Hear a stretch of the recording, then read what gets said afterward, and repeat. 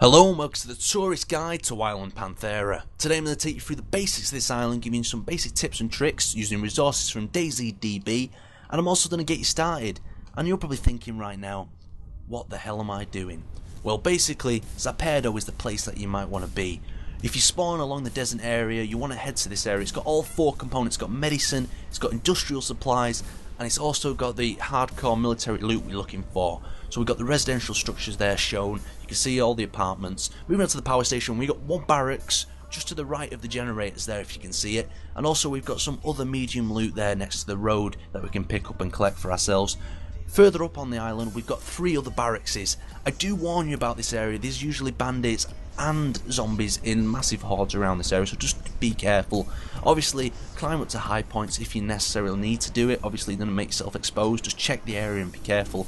Make entrance to this city as smoothly as possible. Once you're in, it's going to be a lot easier. You've just got to cross this open ground. Moving on to Rajolva, I believe it's called anyway.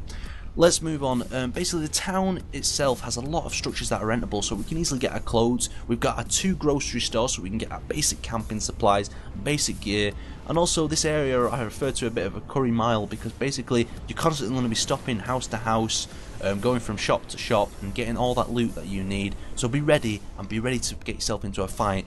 Also, at the airfield across the road from the town, we have a barracks, so we can get ourselves some hardcore military loot. But this place is often really overrun with bandits, so make sure you check them windows and be careful. Moving on to Arnoldstein. Arnoldstein, you're probably thinking, this town's only got a few residential structures. Well, you're right, it's not the town we're after. Obviously, across the road in the forest, we've got some medium military loot we can go after, but it's the airfield that we're really looking at. Here we've got the whole variety of military loot. We've got the guard towers as well, so we can get some high end and we can get some medium from these structures here. But more importantly, we're talking about the helicopter that spawns here. Obviously, if it's not been taken already, the building on the hill normally offers all the industrial supplies we need to repair it and get it going. And we all know, once we've got a helicopter on this island, that's going to be a lot more fun. Let's just say landing it might be a little bit of trouble. The Pantherian racing track. You're probably thinking once again, why would I want to go to this place? Well, it's not actually that bad at all. We've got a lot of barrackses and other sort of buildings that surround the area. They're a bit spaced out, but if you're willing to look out and walk between each guard tower and each area, then we're going to get some really good loot. So pay attention and just be ready to strike at the right moment. Here we've got some more guard towers, so we can get our DMRs, we can get our AKMs, and most importantly, we can probably get our ammunition to continue our survival. We've got the barracks down here. There's a rare chance of a helicopter spawning here, but I've never seen one in person. It's only been in rumour to me. Obviously, be careful. The aircraft control tower overwatches the whole of the racing course, so if there's a bandit up there, you're most likely to be shot by him. Moving on, let's get mobile, let's get some vehicles. The area in the centre of the map, called Trenta, normally has a whole variety of vehicles. Just below the world itself, a UAZ spawns, and on the hill around the area, we've got a helicopter that spawns at a small mansion, so make sure you get up there and have a look around.